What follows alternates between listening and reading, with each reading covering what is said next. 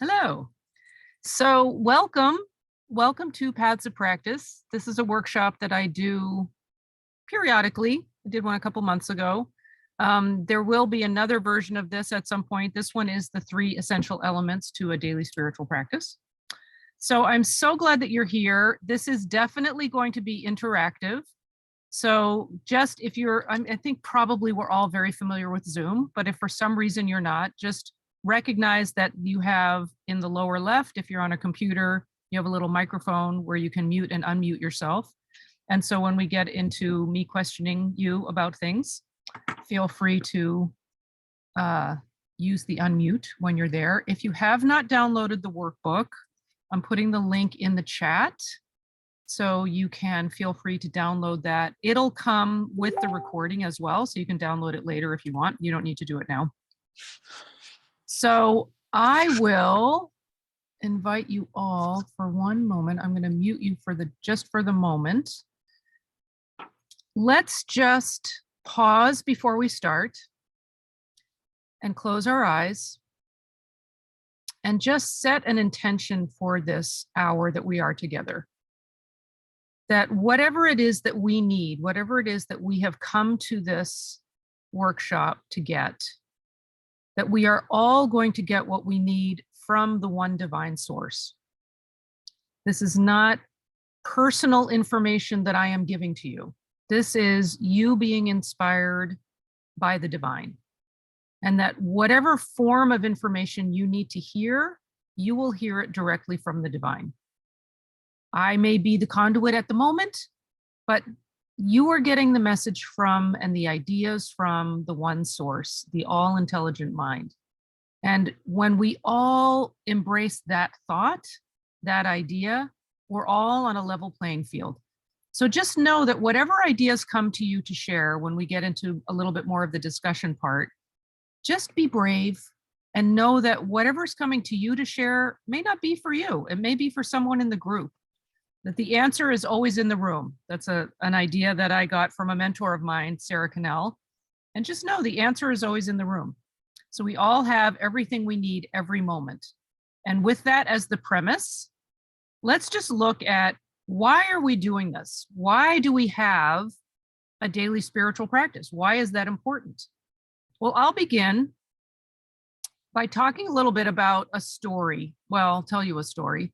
And those of you who have been with me for a while know this story, but I was in 7th grade, and you guys remember junior high, how awkward it can be. And I had always had a very clear sense of wanting to know more of God and wanting to understand spiritual things. And my mom suggested that this one morning before I went off to school, that I might want to read a little bit from the scripture and from this book that I grew up with, Science and Health with Key to the Scriptures, by Mary Baker Eddy, who discovered and founded this divine science, sometimes known as Christian Science. And some of you, I know a number of you are students of Christian Science, but if you're not, that's okay. It's the divine law. It's defined as the law of God, the law of good, interpreting and demonstrating the divine principle and rule of universal harmony. So this divine law is the thing that I was always very interested in as a little girl. And my mom said, you might want to just sit down for 5 minutes and just read some inspiration before you go off to school. So I did.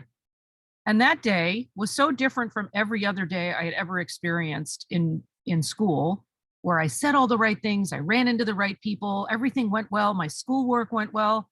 I thought, if like devoting 5 minutes in the morning to aligning my thought to the divine gets me this, I'm doing this the rest of my life. And so I have. And of course, it's kind of morphed and changed and adjusted with me over time. But I've always had a daily practice. And what that does for me, and I can just tell you of a recent experience where I was up all night, I haven't had experienced a fever in probably 40 years, and had this really strong belief of a fever. And what I realize is all of the work that I've done in my daily practice over the years gave me tools that were very readily available to me in the middle of the night. I didn't have to go to the emergency room. I didn't have to wait for a prescription. I didn't have to wait and call somebody. I actually had the spiritual sense of reality right at my fingertips, right at the corner of my thoughts, so that I could dive into truth when I needed it in the middle of the night. And ended up falling asleep briefly, but I did, and then woke up completely well. And that was a healing that came about very quickly, but it's all based in the divine. So why is it that you have a daily spiritual practice? I'd love to actually turn this into, and when we go into sort of discussion mode in this workshop, I invite you to put it in gallery view so you can see everybody. I also invite everybody to turn on their cameras so we can all see you and be inspired by you. But I'd love to hear from you. Why do you have or want to have a daily spiritual practice? What does it get you? Go ahead, Anne. You guys can just unmute and talk. You don't have to raise your hands. It plugs me into the first of all, hi, Lisa. Hi, I love you. It's great to see you.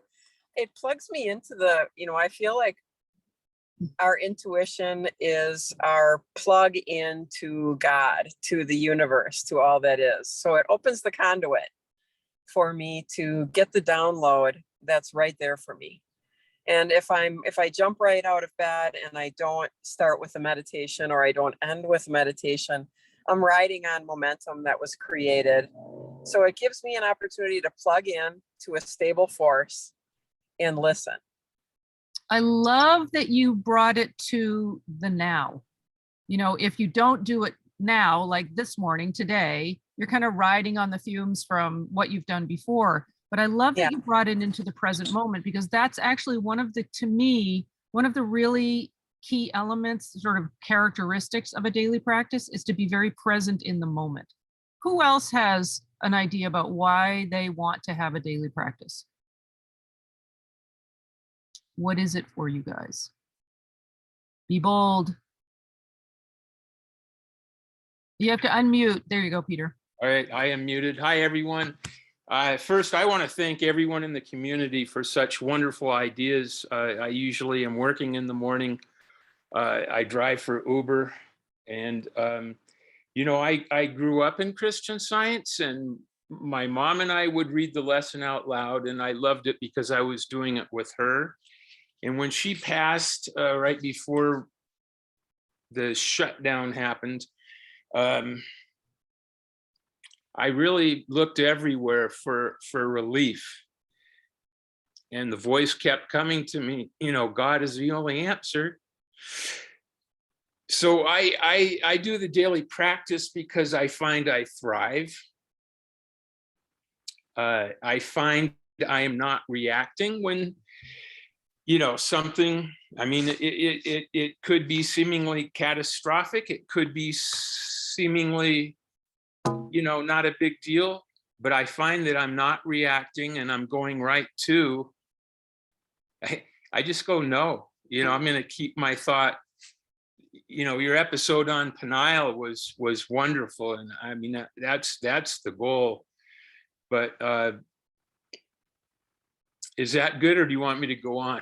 No, I love that you shared the sort of not reacting piece of it, because when we are practiced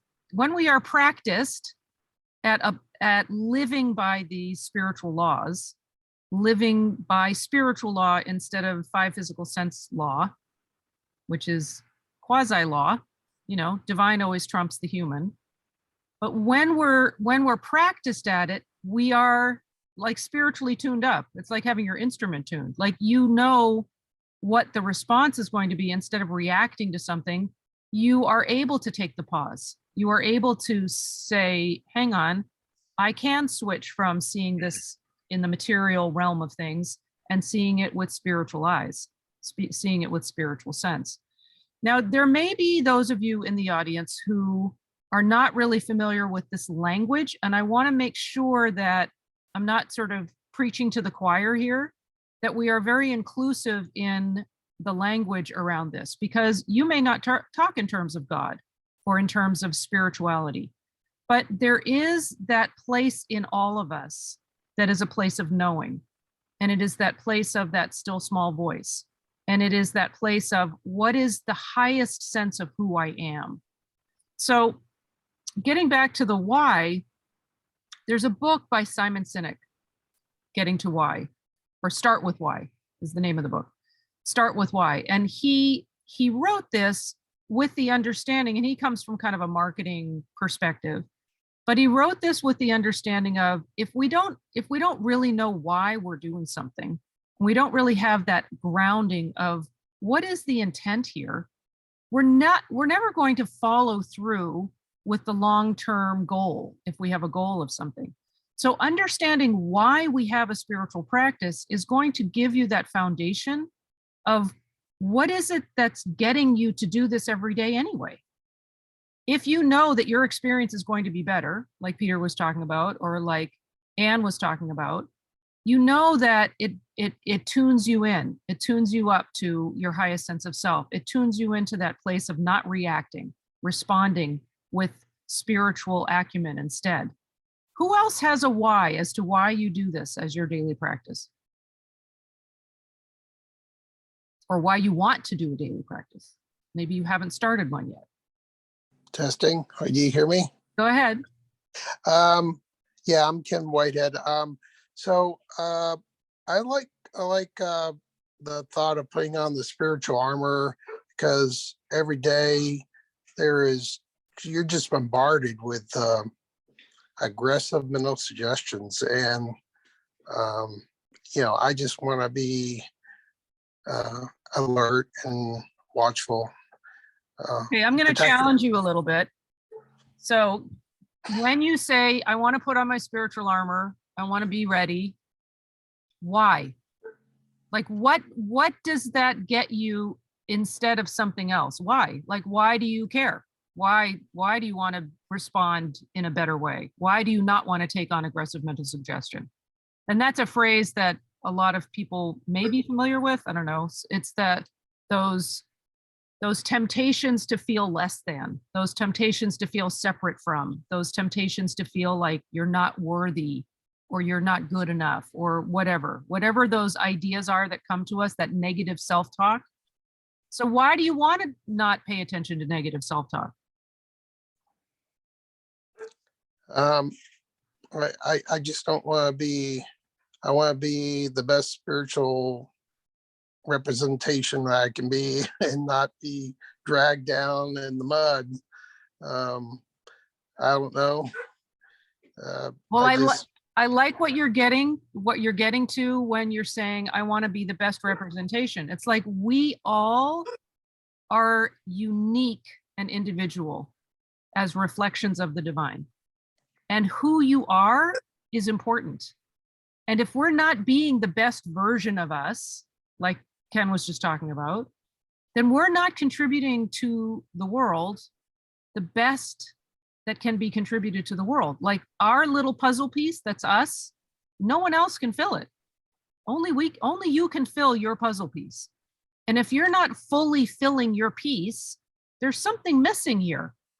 And we want to see all of it. Like it's not missing in reality, but it's missing in appearance. Like it's not appearing to the world, and the world has need of you.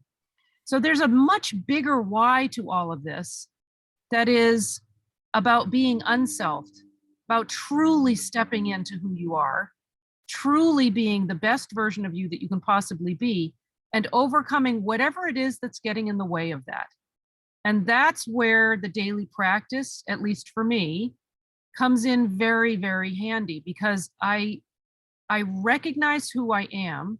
And now I'll get a little bit into like what are the elements that it includes. Now I have a little secret sauce here, a little secret formula that I can share with you. And I call it the up and out method. And what I've realized is throughout my life, I have done this over and over and over again with little things and big things. So it's kind of the micro and the macro version of an approach. Look up is look up to the divine, look up to the power that is larger than who your small ego thinks you are. Look up to the all power. Look up to, I would say, God. You can call it divine, source, a rock, the Om, Allah. It doesn't really matter what you call it. the universe, nature, call it whatever you want, but that power that is larger than us, the power that has created us and is maintaining our identity, that is beyond us. We're not making our hair grow and our fingernails grow. We're not making our eyes blink. There's a power that's governing everything. The law of God, the law of good. So look up, recognize, acknowledge, and see there is a power beyond us personally. Look in. What are we doing when we look in? We're seeing the highest version of us.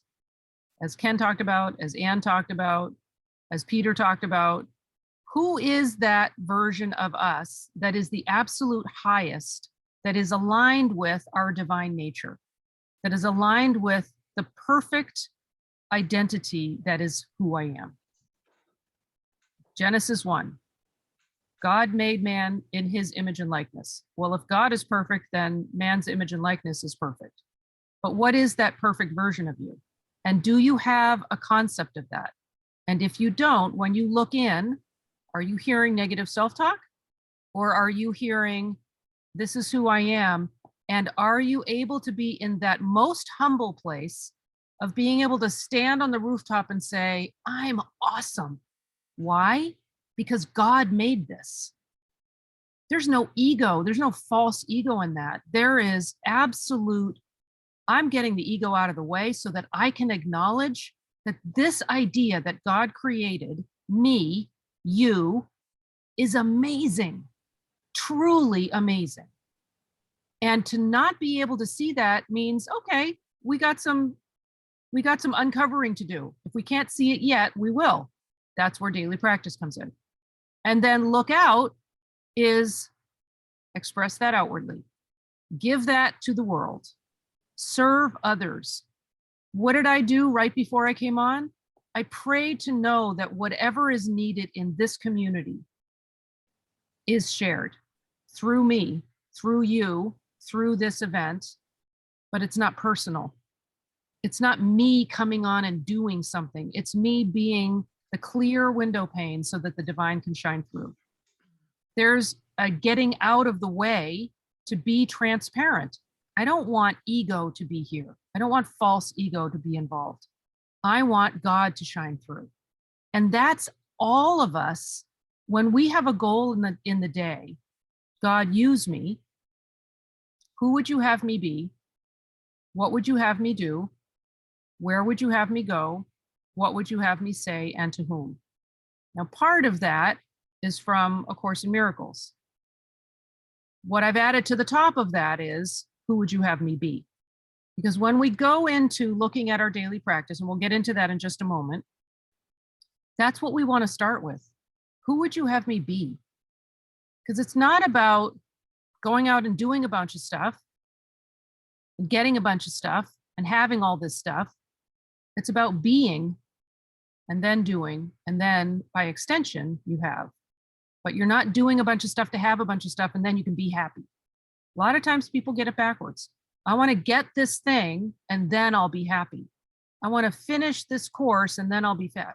I want to have this amount of money, and then I'll be happy. I want to get this house, and then I want to get married and get this spouse, and that. No. I want to be who I have been created to be in the highest sense of that. And I'm going to do the things that are the expression of that, the extension of that. And then the result of that, the natural result of that, is to have supply manifested in your life in whatever form that is for you, whether it's relationships or finances or place or job, whatever. So I want to open it up for discussion again and just say, what are the things, if you have a daily practice now, or if you think you are conceiving of one, what are the things that you would like to include in your practice? What do you think are kind of essential elements to your daily practice? And we can just popcorn this, just jump in. Those who haven't spoken, feel free to speak up. I'm going to put you on gallery view again so I can see you. Come on, people. Let's go.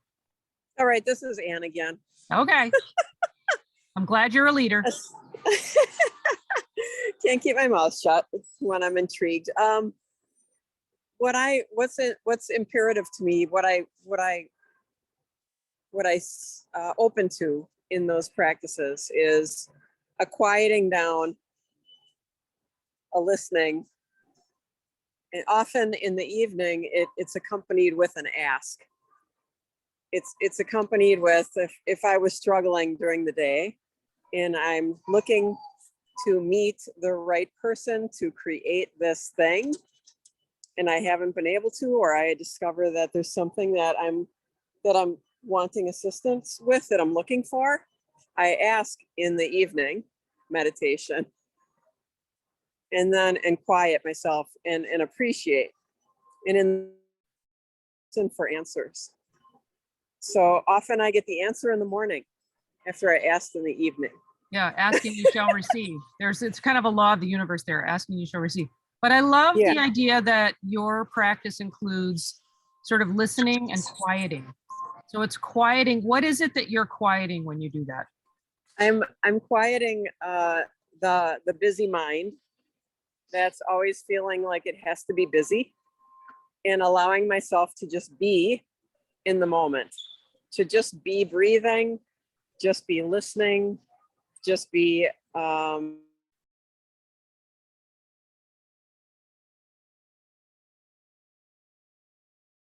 don't know if you froze or you paused.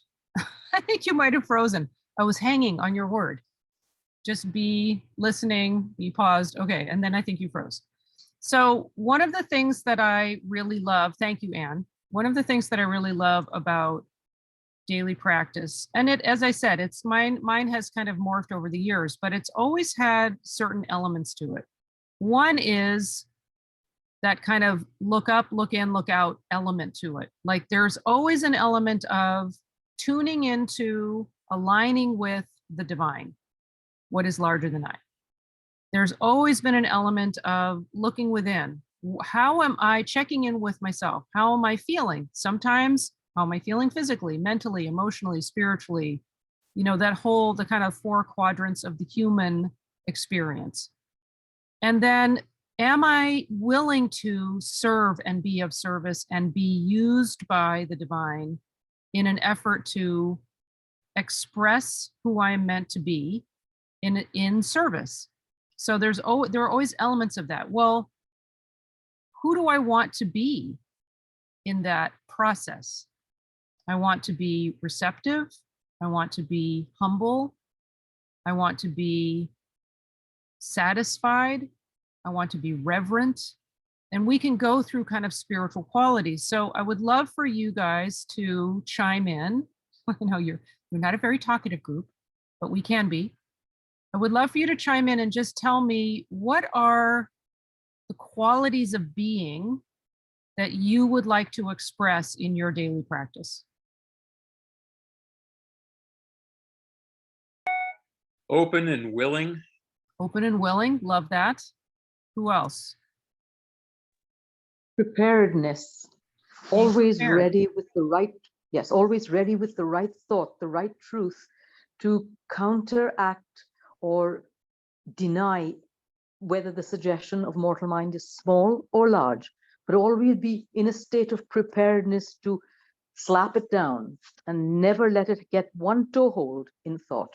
So kind of being at the ready, like you're prepared. Having you're oil at the in your ready. lamp and keeping it constantly trimmed. Alert. Yep. Yes. Okay. Who else? Alert to duty.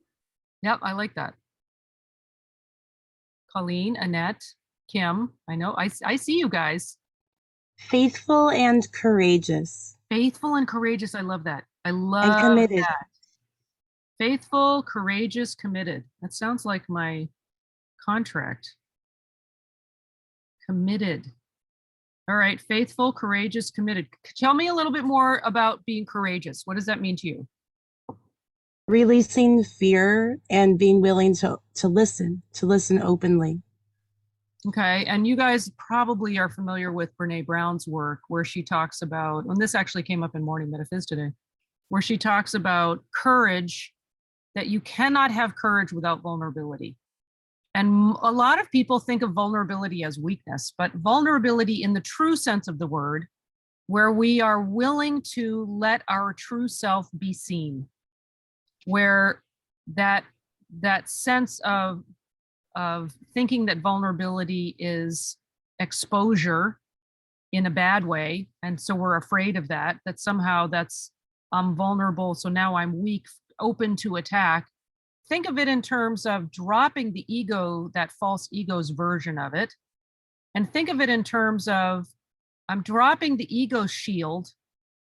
Like I think Peter talked about kind of being shielded up with the divine shield, dropping that false ego shield and being open to being expressive of the divine, so that we are letting our divine nature be seen by others, by ourselves too. I mean, first it starts with seeing it ourselves, but having the courage to drop the ego's version of us. Who am I without all the external identifiers? And this is actually a really good exercise that you can include in your daily practice. Who am I without the job title, without the salary, without the bank account, without the house, the address, without the weight on the scale, without the clothes in the closet, without all the relatives and the family and the grandchildren and the friends who are you without any of those external identifiers? When you strip all of that away, do you know who you are? Part of your daily practice is definitely around that topic. That's part of the looking in, looking up to see who is the divine, looking in, who am I as an extension of that, as a reflection of that? And do I claim all of the qualities that are included in what I see as the divine? Do I claim all of that as me? Because when you look for God, you find man. And that's actually a quote from this guy, Bicknell Young, who was a really wonderful thinker in metaphysics in the early 1900s. When you look for God, you find man. Why? Because God's creation is all of the infinite ideas that we find, and the highest of which is the individual nature of man. Man, woman, child. I can say God's child. Don't want to get into the whole gender thing because people are very sensitive about that these days, and I understand. So pardon me if I use the generic term man. I don't mean to be at gender specific with that, just in identifying God's idea. So knowing who you are, knowing the divine nature of you and accepting that is a very powerful thing to do as part of your daily practice. So I love that. We have openness, willingness, preparedness, alertness, faithful, being courageous, being committed. What else? I don't have one word for you, but I have had to learn, I've really benefited by learning to stop ruminating. And it seems like what I have had to, no, that's not the right way to phrase it. Okay, Flip Wilson, the comedian, had a character called Geraldine, and she was famous for saying, what you see is what you get. And that is meaningful to me because, for one thing, my teacher's first name was Geraldine, but the other is that whatever you're focusing on is your reality. And I would be consumed with rerunning all of this stuff in my thought because there were some problems, and just that's all I could see. So it has been a process, but I will tell you that it's like running and jumping over hurdles since I listened to you talking about lifting yourself up or being lifted up. That's the difference. Being lifted up with the inspiration of focusing on God and then seeing what I see. Yeah. And once I do that, I mean, the ruminating's gone. Praise God. It's like being let out of a prison, that the ruminating stopped, and quite a while back. And my grandmother used to say that every morning she brought the family into Christian Science after, she was supposed to die, but she was healed in Christian Science. Anyway, she said, every morning I pray Open thou my blinded eyes that I may see. That's the first thing she would say every morning. And I do that a lot for that reason, because when I say I see, I mean see as God sees. And that puts me on the right track. I love So what you're, that's a- and I love what you're saying about when you first started and said, I want to stop ruminating. You know, my comeback to that is we can't not do something. We want to Yeah. we want to be for something, not against something. So we always want to be conscious of what is it that I do want in my life, because as you say, what we focus on expands. So we want to be focused on and put our attention on the thing that we want to see expanded and see more of the appearing of in our life. We don't want to be focused on what we don't want, because then we're just going to get more of what we don't want. So part of our daily practice needs to be in affirming what is good and true, rather than spending a lot of time denying what is false. If we spend, I mean, yes, there is the denial of it. There's the release of it. There's the identification of, yeah, that's a lie. That's not me. And the counter to that is, then who am I? So we always want to be focused on the affirmation of the truth. Once we've denied the error, once we've seen it, if we see a suggestion coming in and we recognize that, well, if I can't say, watch the I am statement. If you have a habit, a mental habit of negative self-talk, man, I am so lazy. I just want to lie in bed another. Watch out. Those I am statements, if you can't replace God for I am and make a true statement, then you don't want to be saying it. I am lazy. God is lazy? No, God's not lazy. Well, then that's not a true statement. So be very alert to what your I am statements are, and only claim what you want to be realized in your life. So let's get to, because you guys talked about a lot of really good qualities. Let's get to how do we design our daily practice so that we are including all of the elements that we want. There are lots of ways of, excuse me, there are lots of ways of our activity supporting our way of being. So we want to start with, who do I want to be? I always ask, who would you have me be, God? Who would you have me be? And I make a list of qualities. Who would you have me be? Who is it that how do you see me, God? And identify that. And now I do something called habit stacking. And there are a couple of books around that you'll see in the email. What activity can I do that brings out that quality that I want to be? If I want to be disciplined, what is it that I can do that puts me into that place that demands of me discipline? One of the things that I do is I love going out into nature, as I really believe that one of the ways that, going back to what Anne said in the very beginning, and of aligning with and connecting with the divine, one of the quickest and easiest ways to do that is to be in nature. And even if you're not in sort of a place where you can get into nature easily, look at a plant on the table. Contemplate a leaf, contemplate a fly that's buzzing around in your kitchen. Like, be tuned into life and the expressions of life. So aligning with nature. So since I love aligning with nature and aligning with the divine and the glory of the divine in that way, and I love discipline, I get up in the morning, and the first thing I do, well, I have a practice before I get up, but once I get up, I immediately put on my running stuff and I go out and I go running. Why? Because I want to stay in shape? No. And I'll tell you a little story about that. There was a guy who got up and would go riding every day, would go horseback riding every day, quite an elderly man, and had somebody come up to him and ask him, oh, wow, do you ride every day to stay in shape? And he said, no, I ride every day because I'm in shape. Now, notice the subtle shift there. We're not doing something to be better. The doing is the expression of the already being.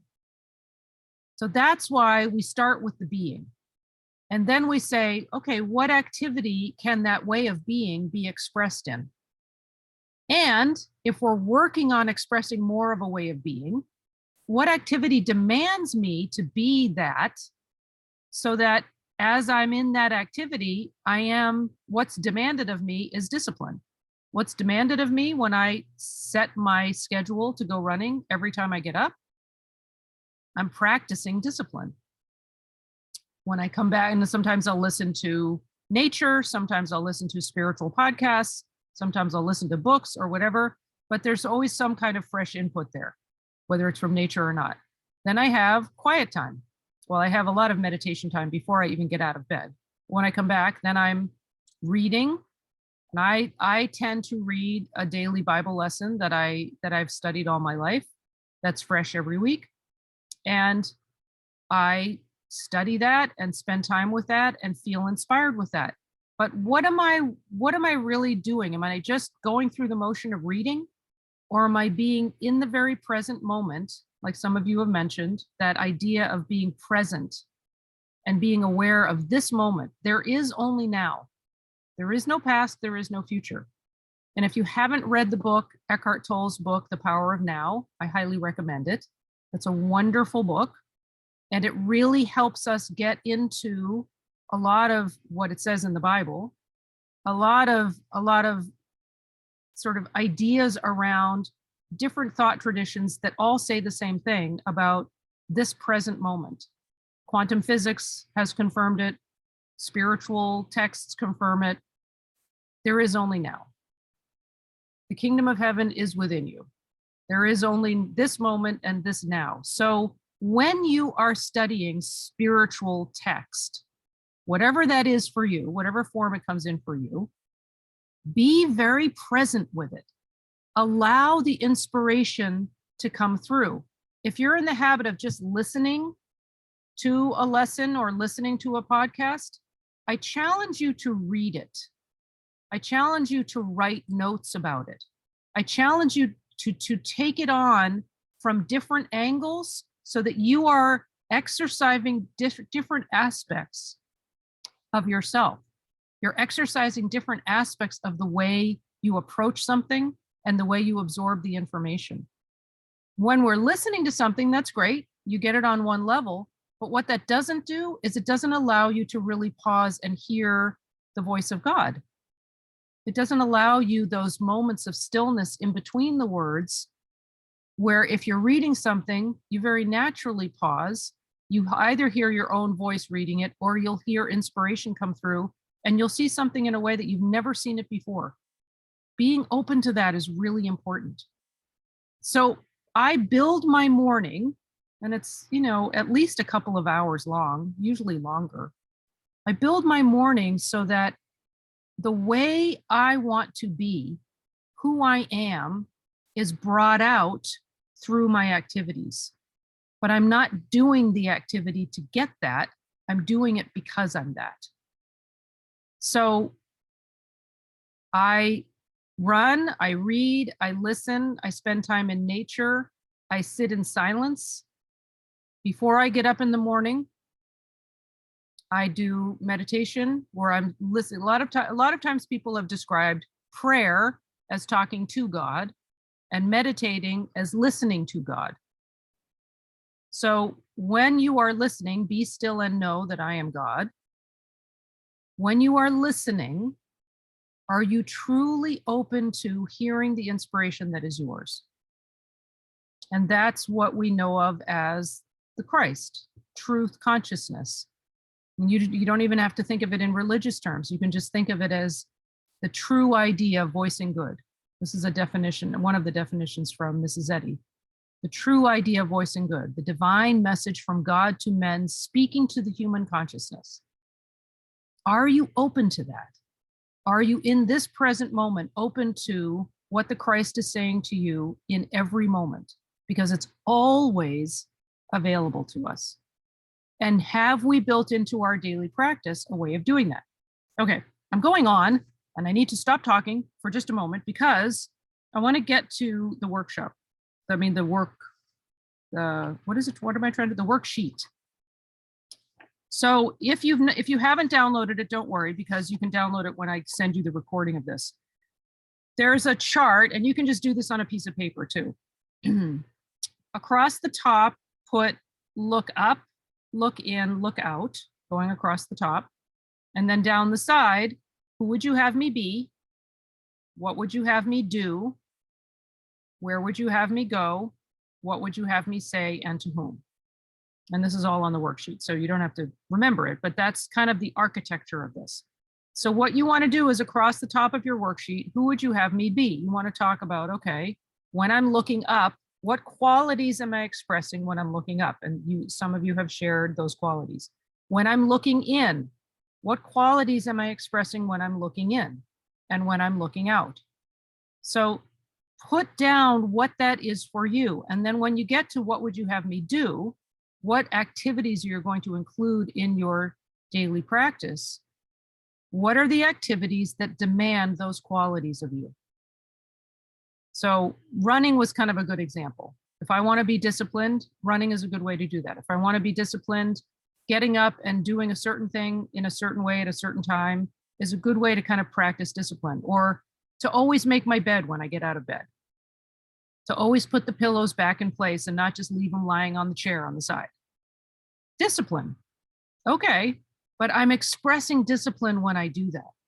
So who would like to share a way of being and then an activity that brings that way of being out?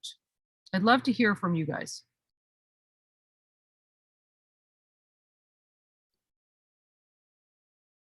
We're going to do a staring contest. I'm going to wait for one of you to share.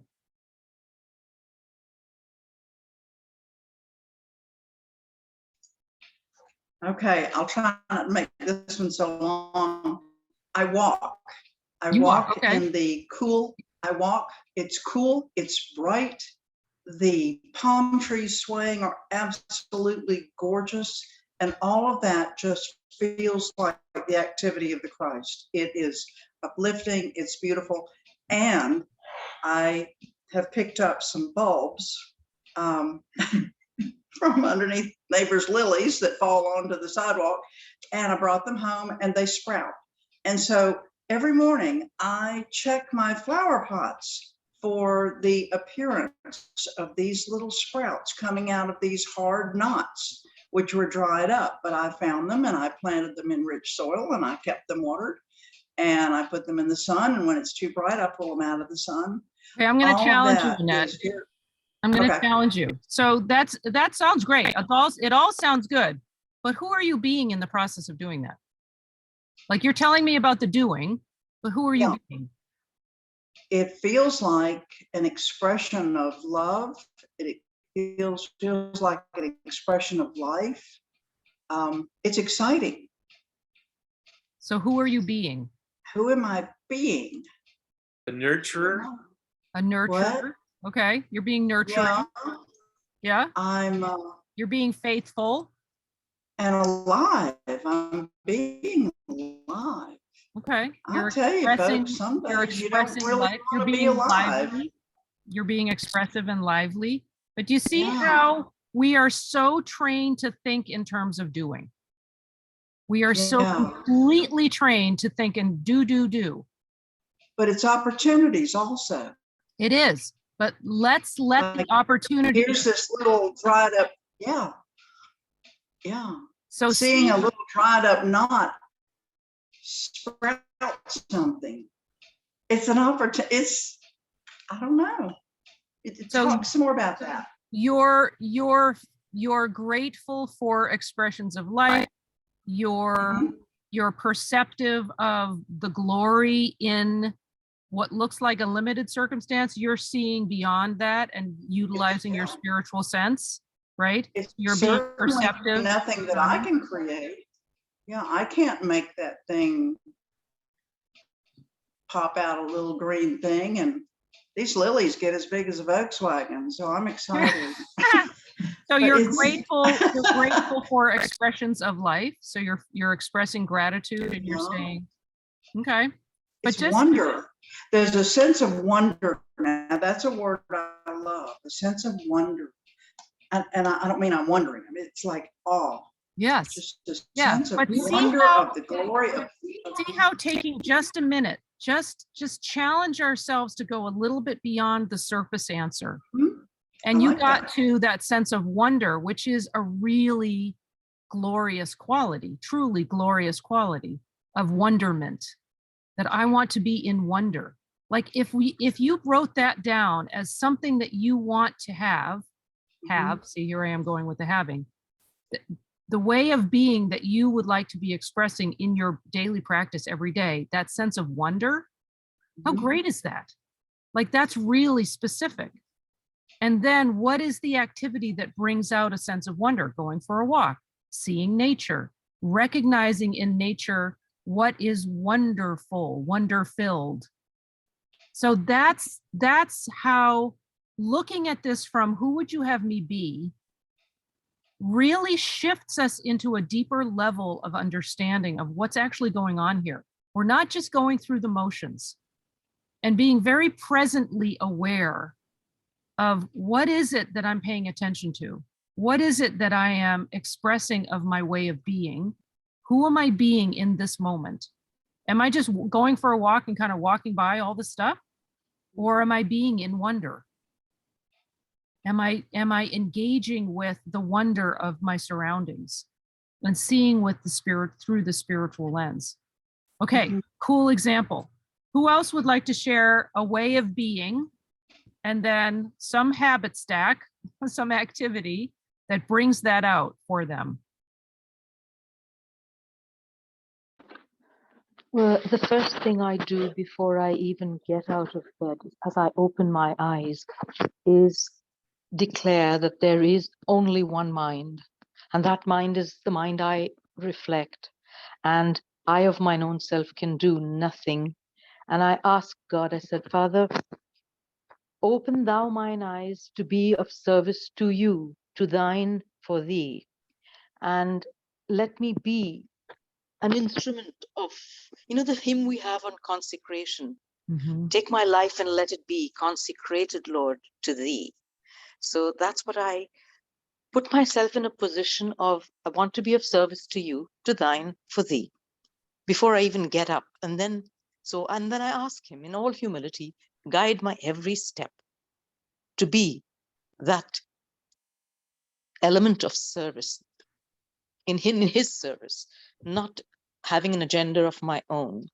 And then I do find that through the day, my activities are geared towards blessing others. And I find what blesses one does reach and bless more than just the one. It blesses me back in return. And everyone my life touches or my thoughts rest upon. I love everything you just shared. Thank you so much for sharing that, because that is exactly the same approach. I said that I take usually several hours before my feet touch the ground in the morning. I will not let my feet touch the ground until I truly have gotten to that place in thought where I am, God, use me. Let me be an instrument of thy peace. Use me to do thy work. What would you have me do, God? Who would you have me be? What would you have me know? What would you have me see? What action would you have me take? And how can I be of service? And if we truly are in that space of, and this is the looking out, look up, look in, look out. If we truly are in that place of humility where we are willing to let go of the ego's plans and be of service to the divine, we will always be led to good. Always.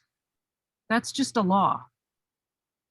When we get the ego out of the way, that false sense of personality, personal sense, that false sense of identity based on all of the material stuff, when we drop that for the truth and hold on to the divine and say, okay, God, who would you have me be today? What qualities would you have expressed as me, as opposed to through me, as me? Would you have me be? Be still and know that I am God. I am the very expression of God's being. And in service to that, so go ahead, sorry. Or, I have another little coinage that I use that just says, let go and let God. Yeah. Yeah, that's a good one. Let go and let God. Mm. Let go of that false sense of ourselves and let God's sense of us shine through and be who we are. So, who would like to share? Go ahead, Peter.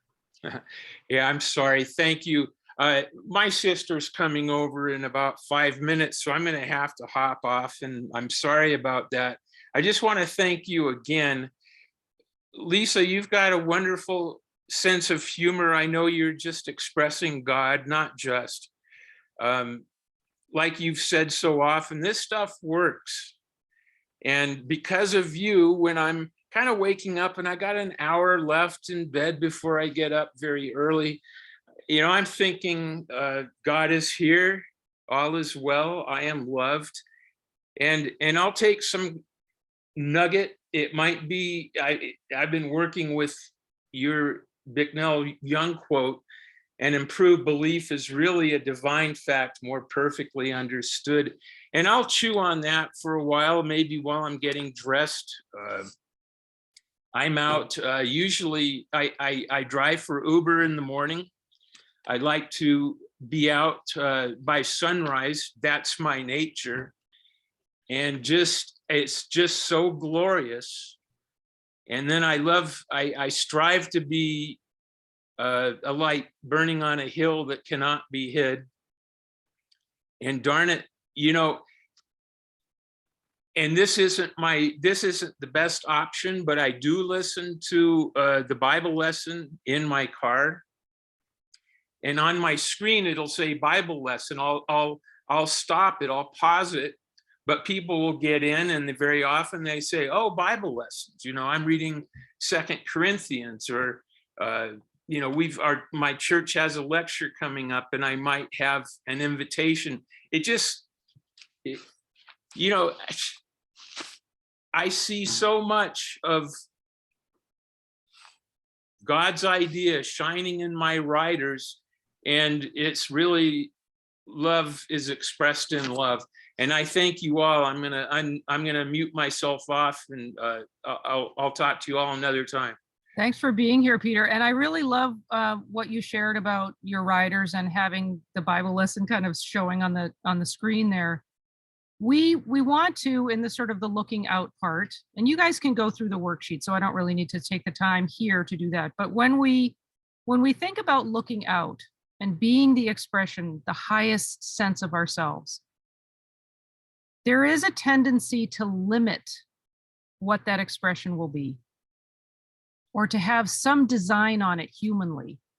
And when we can really, truly be fearless, going back to what Kim was saying, and courageous in releasing what that personal sense of ourselves would be, the design we have on that, and be willing to share these ideas, be willing to share the truth, you would be amazed how many people are just yearning to have the conversation, and they themselves are timid or feeling scared to share for fear that somebody would think them ridiculous. But we can be the ones who are brave enough to speak and say, like Peter's having that on his screen, Bible lesson, and then that prompts a conversation. But being willing to be of service to others, to hold the space for other people to step into so that they feel comfortable sharing their spiritual ideas in whatever language comes to them, because we're not all speaking the same language. And we need to be very clear that we're not thinking an us and them kind of mentality. Truth is truth is truth. Like, you can't see the label from the inside of the can. Truth is truth is truth. It's like, this is a can full of truth. Doesn't really matter what label you put on the outside. I don't really care what you call it. Truth is truth. And we all know, because the kingdom of God is within, we all know when it resonates and aligns with. So one of the things that we haven't really talked about, and I want to be mindful of the time. One of the things that's really important to do with this is asking yourself the question, do I enjoy this? There was a wonderful article way back when, this was published in the Christian Science Monitor years ago by Alex Noble. And she wrote, they used to include, she did this like these little short little paragraphs. And one of them was, right, it was called Right for Me. Is it right for me? And within that, she says this line, do I enjoy this is not a frivolous question. And I love that idea. So I'd love for you to just offer this idea to you. What is it that you really enjoy doing?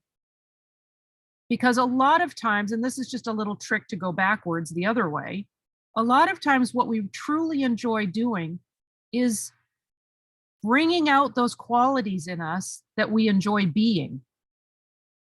So recognize what are those activities that I enjoy doing, and then identify who am I being while I'm doing that. And then you can put that on the top row of your list and maybe find other ways of having that be expressed, other activities that will bring that out. But it always start with, who would you have me be? Who would you have me be?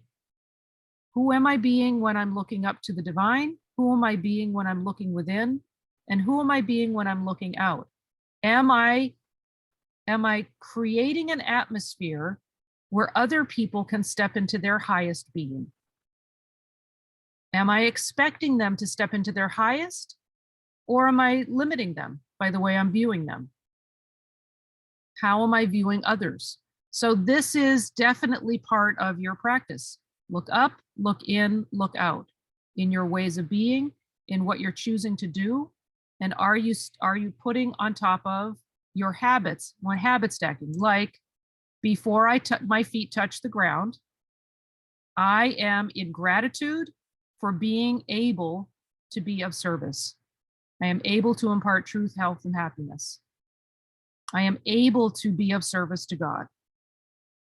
And I am grateful for that. And that is my desire before my feet touch the ground. And until I'm prepared to truly be grateful for that, I'll stay in bed. And sometimes it gets down to, my alarm's about to go off. I better hurry up and get unselfed. It forces me to let go of any human will. It gets me to that place where I cannot be in service and at the same time be in human will. So in order to be in service, I'm releasing that, because I have a stronger desire to be of service than I do to have what I want. It's not important. So I hope this has given you a few ideas. I do invite you to download the worksheet, the little workbook. It has an explanation in there, so it'll lead you through basically what we did today. And there's an example of kind of what I've done on my spreadsheet, just as a little bit of an example so you can sort of follow along. And I absolutely invite you, if you are the kind of person who loves going deeper on these subjects, I absolutely invite you to book a call with me, because I am all about this. It is the reason for my being. It is what I am here to do. It is my calling on this planet. And I didn't do it for years and years. And now this is my full-time occupation, is being of service and being of service to people who love to dive into this stuff. So if you have any desire to go deeper and you want to talk about what that might look like for you, if you want a little bit of support, in individual support in going through this process and designing your daily practice, absolutely book a call with me for free. And you can do that very easily on my website, lisataylorcs.com. lisataylorcs.com. In fact, I can put it in the lisataylorcs.com. It's in the chat. Just go there, and there are lots of different things on there. If you go look under programs, you'll see all sorts of free material. There's a free trial to Morning Metaphys, which is the daily metaphysical mindset show I do every day with a group of people who are members of this little community that we're in. So you can get a free trial of that, see if you like that. There are free workshops and different things. There's a bunch of free content on YouTube and Instagram and Facebook. If you haven't found me on those social media channels, feel free. I've been doing it for, 5 years. So there are a bunch of videos up for that. Lots of free content. If you want to go deeper, you're absolutely welcome to become a member of the community, Morning Metaphys. and choose to have a daily practice with a group of like-minded people. That's always an option. And then I also have the opportunity to work one-on-one as a private client, and I have a group program as well. So if you're interested in any of that, please feel free to book a call with me or just take advantage of the free opportunities. And I do hope to see you soon. I would love to meet with those of you because I see a few new faces on here who I don't know. And I would love to get to know you better because I truly am here to serve. So much love to all of you. Thank you so much for coming. And I will be getting you the recording of this pretty soon. It shouldn't take me too long. Probably by this afternoon, you'll have a recording of it. Can you say nonverbal feedback? Wait, slow down. Oh, there was somebody. Oh, just somebody, somebody putting a heart in there. Thank you so much for being here. Lots of love to you guys. Talk to you soon. Watch for your email for the recording. You can unmute and I'll say thank you. Thank you. I love saying hello, Phyllis. It's so nice to see you. Thank you, Lisa. Love you. Thank you for being here, you guys. We'll see you soon. Thank you, Lisa. I'm sorry, Bye. I haven't put my camera on because it's past midnight my time. That's And okay. I'm in my pajamas, so Oh, I that's didn't put my camera on. I would have welcomed you in your pajamas. And Phyllis, it is so nice to see you. I love your haircut. Thank you. You look adorable. Wow, it's so nice to see you. And nice to meet you, Ken. I think you said your name was Ken. You who said the iPhone. Linda, I know you. Kim, I know you. Annette. And is that Panina? The N Jetty? No, that's Nazarene. My first name is Nazarene. Nazarene. Nazarene. It's Jetty, nice to yes. meet you, Nazarene. I love your contribution. So thank you for sharing. And I Thank know you too. All right. Thank you too. Talk to you Bye-bye. soon. Bye.